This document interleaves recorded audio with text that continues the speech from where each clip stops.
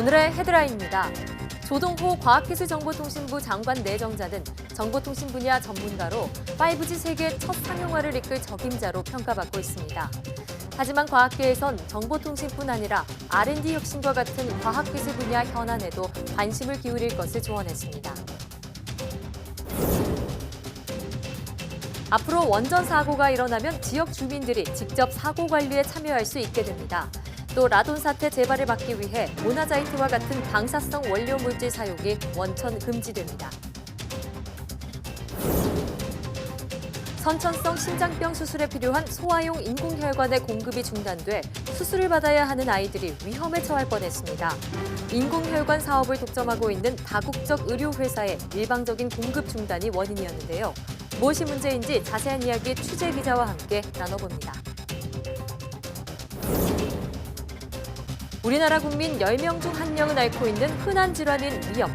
일시적인 속쓰림으로 대수롭지 않게 넘기는 경우가 많지만 적절한 관리와 치료가 이어지지 않으면 위암으로 이어질 수 있다고 합니다. 오늘 내 몸 보고서에서 만성위염과 위암에 대해 알아봅니다.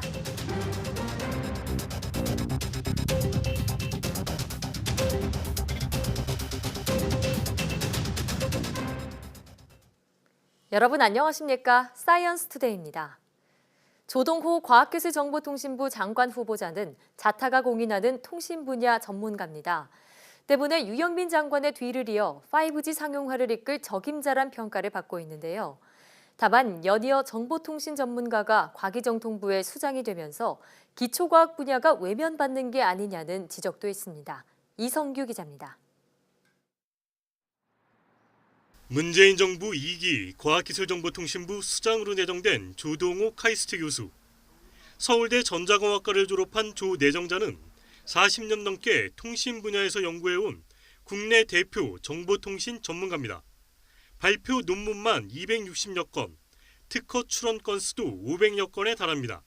세계 최초로 와이브로 통신 기술, 무선 충전 전기 버스 등의 핵심 기술을 개발하고 상용화하는 등 탁월한 연구 역량과 성과로 정평이 나 있습니다. 또 서남표 카이스트 총장 시절 부총장을 지내는 등 주요 보직도 역임해 행정 경험도 겸비했습니다. 이런 점 등으로 5G 세계 최초 상용화를 앞두고 현 유영민 장관 후임으로 적임자란 평가입니다. 5G 시범 사업이 원활하게 잘 수행이 돼서 새로운 생태계를 구축하고 특히 융합 신산업에 어떤 바탕을 제공할 수 있었으면 좋겠습니다. 그런 측면에서 세계 최초로 최고로 최대로 잘 사업을 추진해서 우리가 원하는 신산업이 창출되고 다만 최양희, 유영민 장관 등에 이어 또다시 정보통신 전문가가 장관으로 내정되면서 과학기술 분야를 소홀히 하지 않느냐는 우려의 목소리도 나오고 있습니다. 과학계는 후보자가 정보통신 분야뿐만 아니라 R&D 혁신 등 과학기술 분야에도 관심을 기울일 것을 당부했습니다.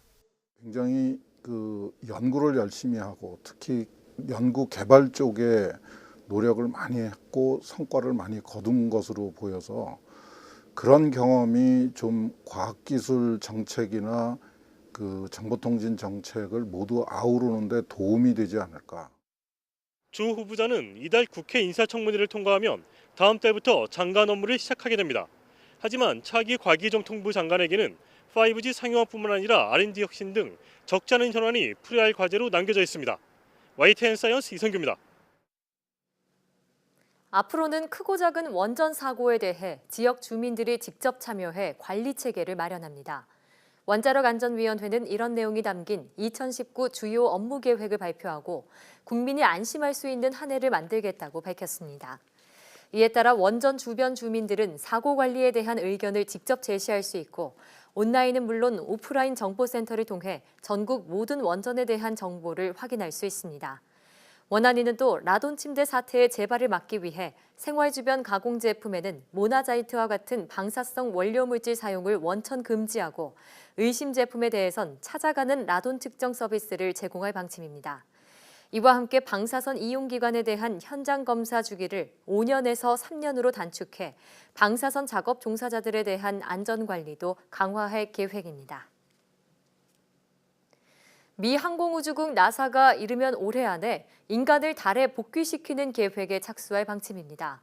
짐 브라이든스틴 나사 국장은 플로리다주 케네디 우주센터에서 가진 2020 회계연도 연설에서 10년 만에 처음으로 달 착륙 예산을 갖게 됐다며 대통령의 명령에 따라 즉각 이행할 계획이라고 밝혔습니다.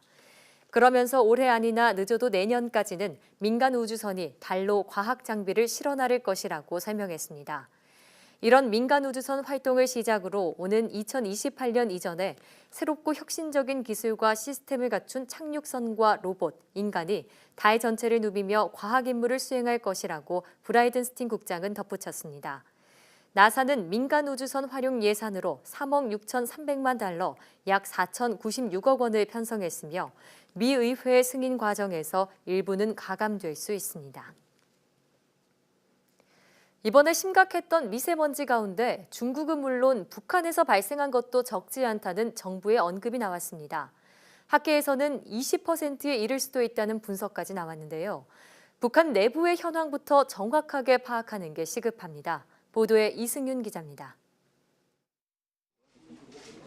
이달 초에 발생한 최악의 미세먼지 사태를 논의하기 위해 열린 국회 상임위원회.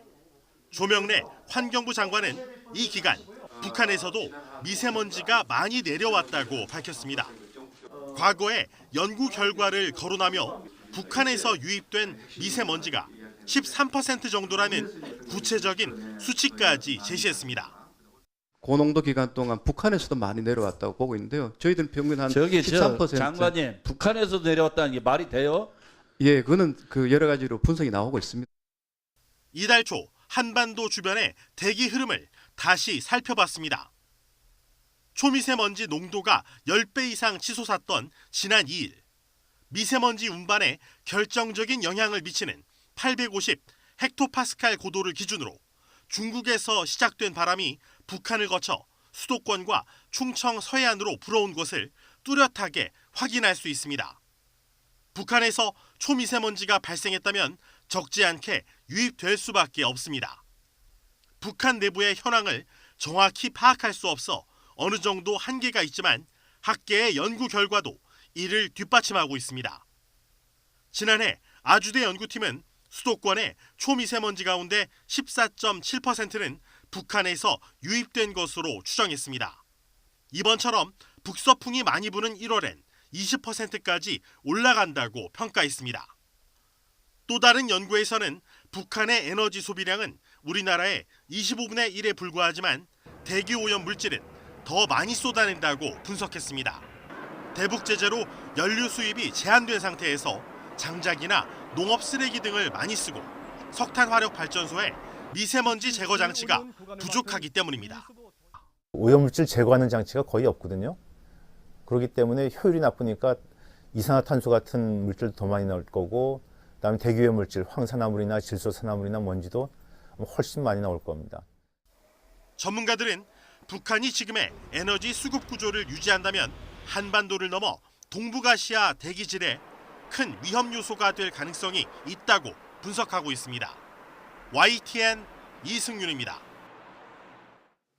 정육점과 식당, 호텔, 병원 등 장소마다 조명의 강도와 빛깔이 다르죠. 대부분의 사람들이 아침에 피곤함을 느끼는데 우리가 매일 접하는 빛을 통해서 나른함을 깨우고 활기찬 생체 리듬을 유지할 수 있다는 연구 결과가 나왔습니다. 이정우 기자입니다. 대학 강의실 조명이 청백색의 푸른 빛을 띠고 있습니다. 청백의 푸른 빛이 학생들의 아침잠을 깨우는데 효과적이라는 사실이 과학적으로 밝혀졌습니다.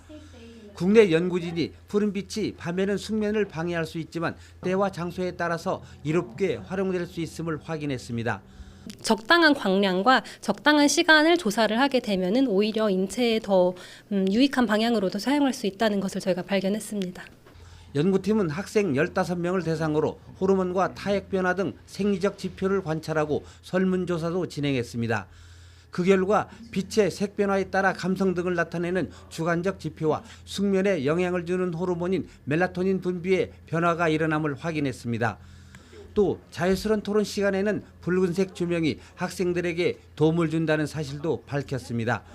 이번 연구는 조명이 단순히 빛을 밝히는 차원을 넘어 생체 리듬 조율 등 스마트 조명으로 진화하고 있음을 보여주고 있습니다. 개인의 권장 수면 시간과 기상 시간 등에 맞춰 조명을 조절하면 삶의 질을 높일 수 있다는 겁니다. 조명의 빛깔과 조명의 적당한 밝기가 각 개인이 소구하는 감성을 더 극대화시켜서 우리가 일상생활을 더 풍요롭게 할 수 있는 그런 기회가 있다. 저는 이렇게 생각합니다. 이번 연구는 특히 산업디자인학과 교수들이 순수 자연과학에 도전한 융합 연구의 성공 사례로 국제학술지 사이언티픽 리포츠에 실렸습니다. YTN 이정호입니다. 100mg 이하의 저용량 아스피린을 5년 넘게 복용하면 폐암 발생 확률을 떨어뜨린다는 연구 결과가 나왔습니다.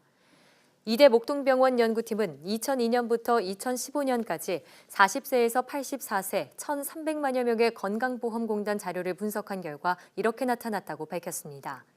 연구팀은 이들의 폐암 발생률과 함께 아스피린 복용 여부를 추적 관찰한 결과 아스피린을 5, 6년 먹은 경우 폐암 발생 위험이 4% 감소했고 9년 이상 복용하면 11%까지 감소했다고 설명했습니다.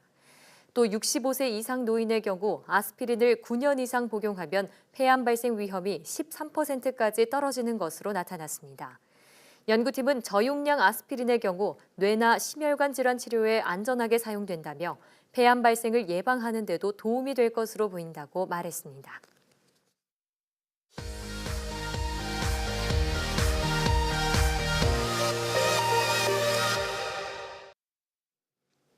화제의 뉴스를 골라 과학 기자의 시선으로 분석하는 과학 본색 시간입니다. 오늘은 최소라 기자와 함께하겠습니다.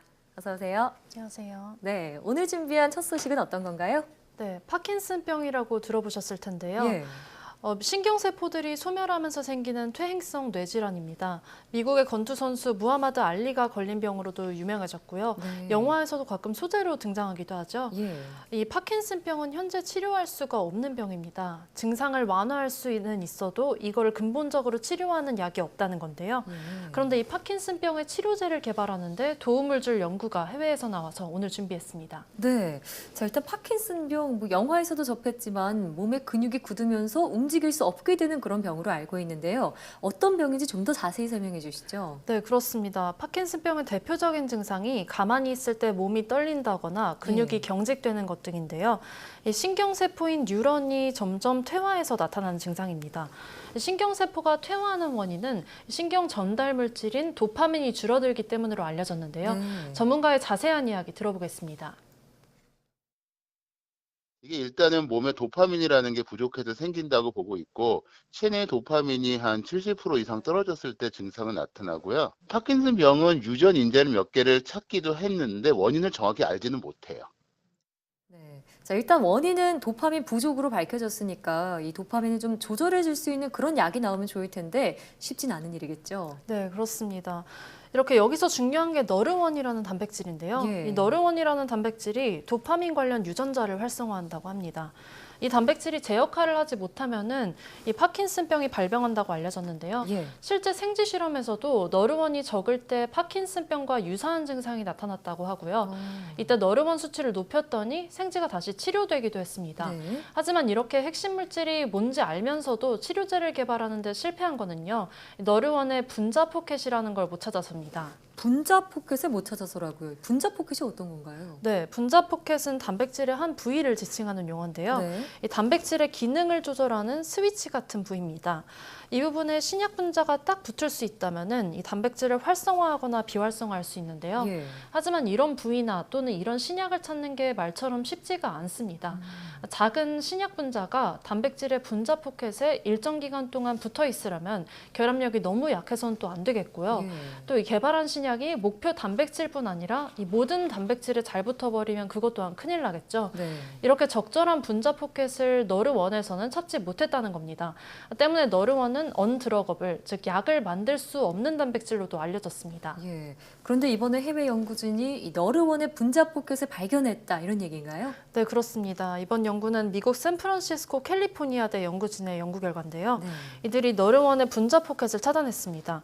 이 화면에 보여드릴 텐데요. 너르원 단백질이 나와 있습니다. 지금 가운데 노란색이 분자 포켓 부분인데요. 연구진이 세포 수준에서 그리고 제브라 피쉬에서 실험을 진행했는데요. 저 노란 부위에 어떤 물질을 붙이면은 단백질이 조절된다. 즉 도파민 항상성이 유지된다는 것을 확인했습니다.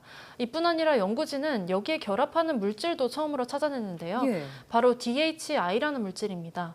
세포가 잉여 도파민을 제거할 때 부수적으로 생기는 물질인데요. 이 물질을 신경세포에 투여했더니 너르원의 활성이 높아지면서 도파민이 잘 생성됐다고 합니다. 그렇군요. 자, 그러니까 근본 원인뿐만이 아니라 치료제가 될 수 있는 그런 물질까지 한꺼번에 발견을 한 건데, 자, 그러면 파킨슨병의 근본적인 치료제도 좀 기대해 볼 수 있을까요? 앞서 좀 희망적으로 말씀드린 데 비해서는 약간 다소 시간이 오래 걸릴 것으로 보입니다. 이런 기초 연구가 나오면은 대개 임상 시험까지는 한 10년 이상이 걸리기 때문인데요. 하지만 현재 시중의 모든 약이 증상을 완화하는 데 집중한 것을 보면요. 근본적인 치료를 시도한다는 점에서 이번 연구가 좀 의미 있다고 보고 있고요. 사실 파킨슨병의 원인은 앞서 말씀드린 너르1 말고도 여러 개 있습니다. 예. 이 파크 유전자나 핑크 유전자 등이 여기 해당하는데요. 다른 요인에 대한 연구도 활발하게 연구가 이어지고 있으니까요. 희망적으로 지켜봐야 할 것 같습니다. 예. 자, 고령사회가 되면서 국내 파킨슨병 환자 수도 계속 늘고 있다고 하는데요. 하루빨리 근본적인 치료제가 나왔으면 좋겠습니다. 다음 소식으로 넘어가 볼까요? 네, 앞서 다뤘던 거는 이제 파킨슨병이라고 희귀병인데요. 예. 이 희귀 질환 가운데서는 그래도 빈도수가 가장 높은 질환에 해당합니다. 그럼 이 때문에 앞서 보신 것처럼 치료제 연구도 굉장히 활발한 편이고요. 예. 그런데 병이 너무 희귀해서 이 치료제가 있는데도 불구하고 치료를 받을 수 없는 환자들이 있습니다. 네, 바로 선천성 심장 기형 때문에 인공혈관 수술을 받아야 하는 환우들인데요. 최근에 소아용 인공혈관이 공급 중단 사태를 맞으면서 이 아이들이 위험에 처했습니다. 이 소식을 준비했습니다. 예. 자, 일단 심장 수술 말만 들어도 제때 수술 받지 못하면 목숨까지 위태로울 수 있을 것 같은데 왜 이렇게 아이들이 위험에 처하게 됐나요? 네, 태어날 때부터 심장에 기형이 있는 아이들 가운데 일부는 폰탄 수술이라는 것을 받아야 합니다. 예. 이 폰탄 수술은 심장 아래쪽이 기능을 하지 못할 때 관을 이용해서 심장 위쪽을 심장 밖으로 직접 연결해주는 수술인데요. 아이들이 수술을 제때 받지 못하면은 심장 기능이 굉장히 떨어지게 되고요. 이로 인한 후유증도 심각하기 때문에 심한 경우에는 사망할 수도 있습니다. 네. 최근 이 수술에 사용되는 관, 즉 인공혈관이 없어서 환자들이 수술을 받지 못하는 사태가 발생한 겁니다. 아니, 다른 이유도 아니고요. 수술 재료가 없어서 수술을 못 받는다니 이게 어떻게 된 일인가요? 네, 이 이유를 알려면요. 2017년으로 거슬러 올라가야 하는데요. 네. 2017년 9월에 미국의 의료업체인 고어사가 국내 인공혈관 사업을 철수했습니다. 고어사는 인공혈관을 만들어서 전 세계에 공급하는 업체인데요. 일반 인공혈관을 만드는 업체는 여러 곳이 있지만 아이용, 즉 소아용 인공혈관을 만드는 업체는 이 고어사가 유일합니다. 네. 자, 그러니까 한마디로 소아용 인공혈관은 이 고어사가 독점 체제다 이렇게 볼 수 있을 텐데 한국 시장에서는 왜 철수를 하게 됐죠? 네, 바로 제품의 가격 문제인데요. 2016년 12월에 보건복지부가 고어사 인공혈관 제품의 보험가를 기존의 20% 이상 내리기로 결정했습니다. 네. 고어사 입장에서는 수익성이 떨어지다 보니까 국내 사업을 철수한 것으로 보입니다. 당시에 병원들은 고어사가 국내에서 철수하기 이전에 인공혈관을 사재기 해놨다고 하는데요. 그로부터 1년이 지난 지금 당시 확보해 놓았던 재고들이 모두 떨어져 가는 겁니다. 일단 가격 때문이라는 점이 좀 씁쓸하고요. 예고된 일이었다는 점에서 정부도 책임을 피할 수 없을 것 같은데요. 자, 그럼 현재 문제가 좀 해결될 기미가 보이고 있나요? 다행히 일단 급한 불은 끈 상태인데요. 네. 지난 11일에 고어사는 이 소아용 인공혈관 20개를 즉시 공급하겠다고 밝혔습니다. 인공혈관이 우리나라에 도착하는 데는 일주일에서 10일 정도 걸릴 전망이고요. 이번 결정은 이 보건당국이 고어사 미국 본사를 방문하려고 협의하는 과정에서 고어사가 내놓은 답변입니다. 정말 다행이기는 하지만요. 현재 우리나라에서는 연간 4천여 명의 아이가 선천성 심질환을 갖고 태어나거든요. 이 중에 인공혈관이 필요한 경우는 2017년 기준으로 약 100건 정도고요. 이 아이들이 모두 치료를 받으려면 정부와 고어사의 지속적인 협의가 필요해 보입니다. 더 길게 보면은 앞으로 우리도 인공혈관 만드는 기술을 개발해야 하지 않을까 이런 목소리도 나오고 있습니다. 네, 자, 1년에 100건 정도 수술을 받는다고 하면 정말 적은 건수인데요. 그럼 무관심 때문에 이런 사태가 벌어진 게 아닌가 싶습니다. 한시적인 해결에 그쳐서는 안 되겠죠. 네, 오늘 말씀 잘 들었습니다.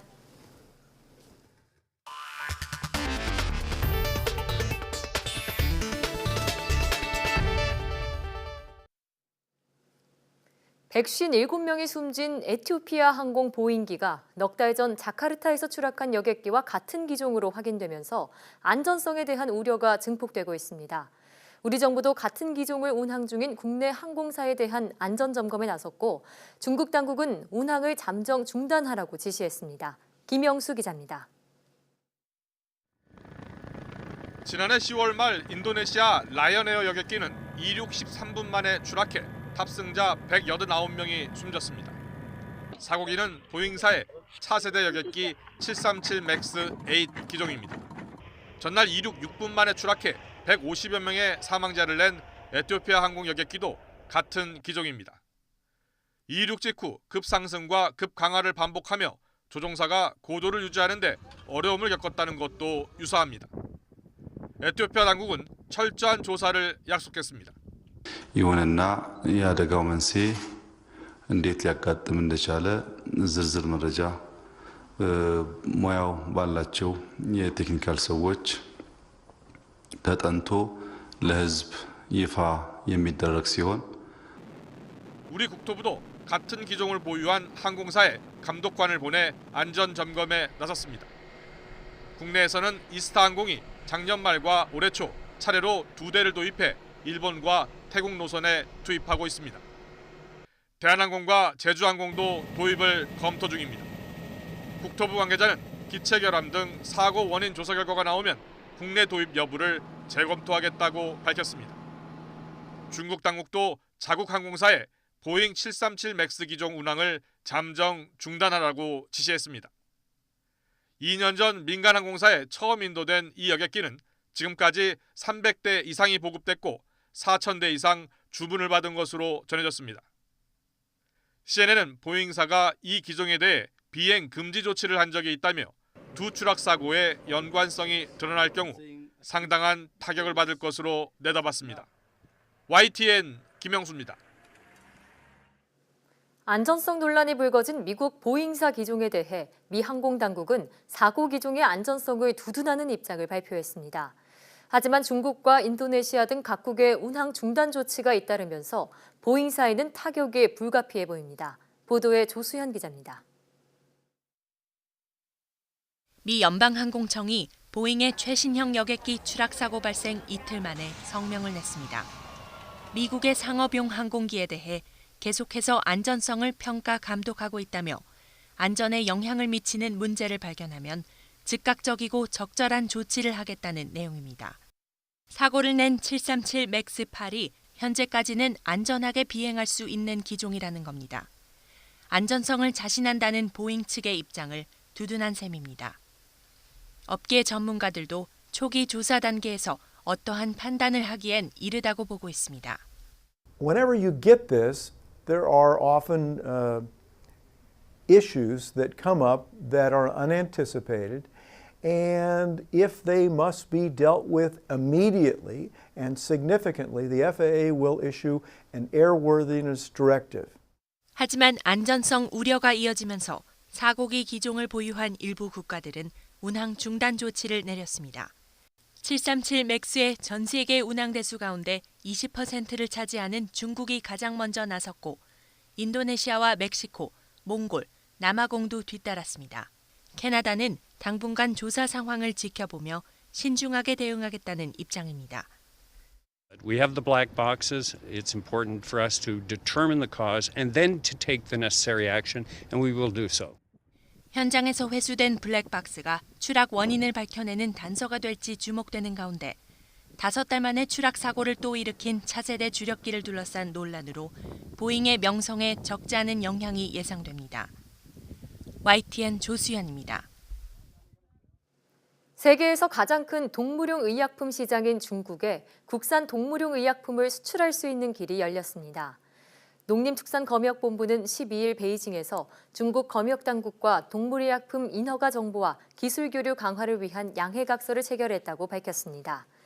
이에 따라 국산 동물의약품이 연간 7조 원 규모의 중국 시장에 진출해 수출 확대에 크게 기여할 수 있게 됐습니다. 현재 세계 동물의약품 시장 규모는 34조 원 규모이며 이 가운데 중국이 23%를 차지하고 있습니다. 그동안 사용이 엄격히 제한됐던 대마 성분 의약품을 일정 절차만 거치면 국내에서 살 수 있게 됐습니다. 식품의약품안전처는 희귀 난치질환 치료를 위한 대마 성분 의약품의 구입 절차를 다룬 법률 시행령과 시행 규칙을 개정해 공포한다고 밝혔습니다. 개정안에 보면 희귀 난치 질환자의 경우 해외에서 의약품으로 허가받은 대마 성분 의약품을 자가치료 목적으로 살 수 있습니다. 또 처방받은 마약 성분 의약품은 환자가 지역 제한 없이 어디에서나 구입할 수 있습니다. 약을 사려면 식약처에 취급 승인 신청서와 의약품명, 1회 투약량 등이 명시된 진단서, 진료 기록, 국내에 대체 치료 수단이 없다고 판단한 의학적 소견서를 제출해야 합니다.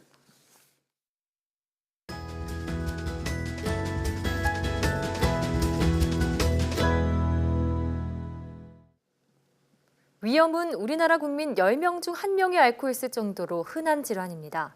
그래서 많은 사람이 증상을 대수롭지 않게 생각하고 넘기는 일이 많은데요.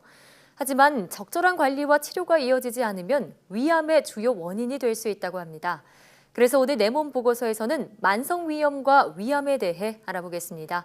건국대학교 병원 소화기내과 박형석 교수와 함께합니다. 어서 오세요. 안녕하세요. 네, 사실 저도 그렇지만 우리나라 사람들 맵고 짠 음식 정말 좋아하죠. 그래서 위염이 많이 걸린다고 하는데 일단 위염이 어떤 질환인지부터 살펴보고 넘어갈게요. 네, 위 내부 표면인 점막은 평소 세균이나 약물, 알코올, 양념이 강한 음식 등의 자극성 물질에 노출이 됩니다. 예. 이로 인한 염증 반응을 위염이라고 부릅니다. 일시적인 속쓰림 등의 증상이나 염증 반응이 있다가 원인 제거 및 치료로 증상이 개선되는 경우를 급성위염이라고 하며 뚜렷한 증상도 없이 장기적으로 자극에 노출되어 염증이 지속되면 이를 만성위염이라고 합니다. 네, 위염에는 급성위염, 만성위염 두 가지가 있는데 우리나라 사람들은 특히 만성위염 정말 많이 앓고 있는 것 같습니다. 그 이유를 어디서 찾을 수 있을까요? 두 가지 원인이 크게 알려져 있습니다. 네. 첫째는 우리가 섭취하는 음식, 술, 약물 등의 원인입니다. 아까도 말씀드렸지만 짜고 매운 음식, 이런 것들은 위 점막에 자극을 줘서 만성적으로 염증 반응을 가져옵니다. 예. 두 번째는 헬리코박터 파일로리란 세균이 어릴 때부터 감염이 되어 위 점막에 만성 염증을 가져옵니다. 우리나라 성인의 60%는 이 세균에 감염된 것으로 보고되며 이것이 우리나라 만성위염의 가장 큰 원인으로 생각됩니다. 네, 저도 짜고 매운 음식 좋아하는데 좀 줄여야겠다는 생각이 드네요. 자, 그런데 이 만성위염 정말 위암으로 발전할 수도 있나요? 그렇습니다. 만성위염이 오래된 경우에 위 내시경 검사를 해보면 두 가지 큰 변화가 관찰이 됩니다. 위 점막이 얇아져서 혈관이 보이는 경우와 위 점막이 반대로 오돌도돌하게 보이는 경우가 있습니다. 자세한 설명을 위해 사진을 보면서 설명드리겠습니다. 예. 위 점막이 얇아져서 이렇게 혈관이 보이는 경우를 만성 위축성 위염이라고 하며 반대로 위 점막이 오돌도돌하게 관찰이 되면 이를 장상피화생이라는 변화라고 합니다. 이러한 변화가 보이는 경우는 향후에 위암으로 진행될 가능성이 훨씬 크다고 알려져 있습니다. 예. 하지만 이럴 때도 환자 자신은 뚜렷한 자각 증상이 없기 때문에 내시경 검사로만 아는 경우가 많습니다. 네, 자 그러면 내시경 검사를 했을 때 말씀하신 위 점막이 얇아지거나 오돌토돌한 그런 증상들이 보이게 되면 위암으로 발생할 가능성이 크다고 하셨는데 그럼 좀 관리를 잘 해줘야겠죠? 어떻게 해야 할까요? 그렇습니다. 내시경 검사에서 만성위염이 있다고 진단받아도 사실 증상이 바로 있거나 바로 위암으로 진행을 하는 건 아니기 때문에 만성위염 그 자체는 치료의 대상은 아닙니다. 하지만 이러한 만성위염이 나타난 경우에는 2년마다 시행하는 국가암검진 시 꼭 위 내시경 검사를 받으셔서 혹시 위 선종이나 암 등이 생기지 않는지 추적 관찰을 권고드립니다. 또 장상피 화생의 범위가 넓은 경우에 또 위암 가족력과 같은 유전적 요인이 있거나 흡연 같은 생활 습관에 문제가 있는 분들은 1년마다 추적 위내시경을 권고드립니다. 그렇군요. 자, 앞서 또 이 만성 위염의 그 원인 중에 식습관 외에도 헬리코박터균 감염 얘기를 하셨습니다. 헬리코박터균이 만약에 검출이 된다면 무조건 이 균을 없애는 수술을 받는 게 좋은 건가요? 헬리코박터 세균이 있더라도 대부분 증상이 없습니다. 네. 또 치료 과정에서의 부작용이 있기 때문에 모든 감염자를 대상으로 제균 치료를 시행하고 있지는 않습니다. 예. 그러나 위 12장 궤양, 위 말트 림프종, 위암 환자에서 균이 있는 경우는 반드시 치료를 받으셔야 합니다. 또 최근 들어서는 상대적으로 나이가 젊은 경우에 제균 치료를 받으시는 경우는 더 이상 위 만성위염이 진행되지 않는다는 보고도 있기 때문에 개인적으로는 선별적으로 약물 치료를 저는 권하고 있습니다. 그렇군요. 제균 치료를 반드시 받아야 하는 경우가 있다는 말씀해 주셨고요. 자, 보통 위암은 중장년층에게 주로 발생하는 것으로 알려져 있는데요. 요즘은 또 젊은 층에서도 많이 나타나더라고요.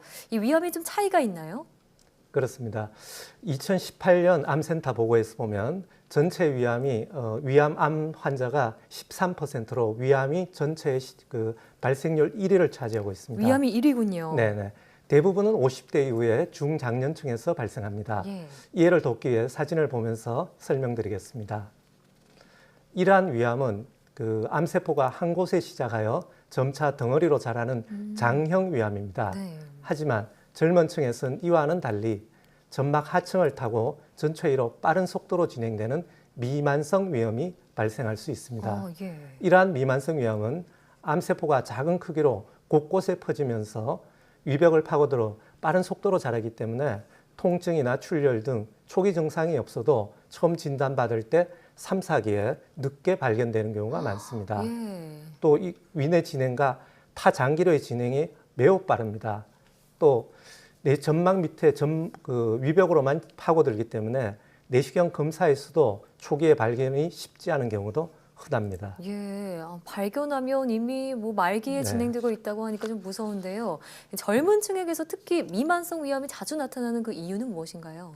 이러한 미만성 위염의 그 원인은 유전자의 변형 때문으로 알려져 있었지만 사실 왜 유전자가 변형되는지는 명확히 밝혀지지 않았습니다. 네. 또 에스트로겐 등 호르몬이 영향을 주는 것으로 추측하고 있습니다.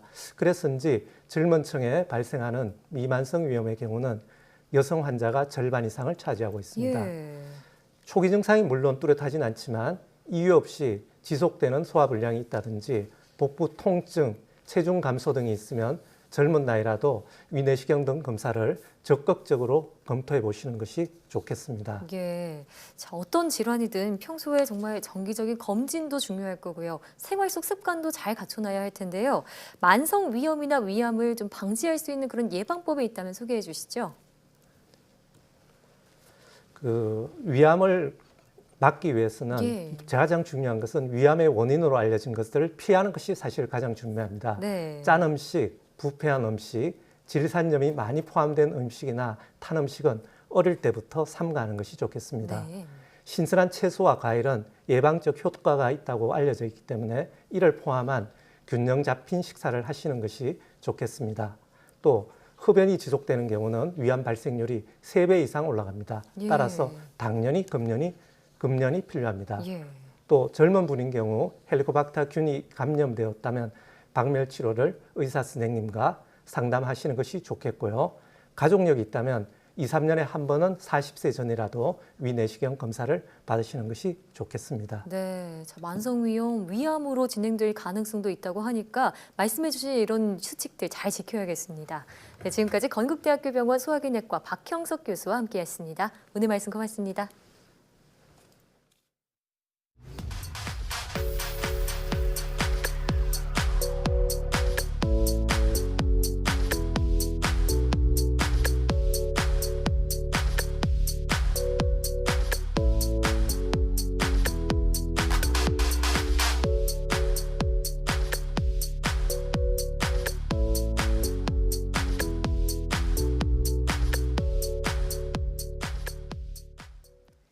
인공혈관이 없어 예정된 수술을 받지 못하고 있던 아이들은 총 6명이라고 합니다.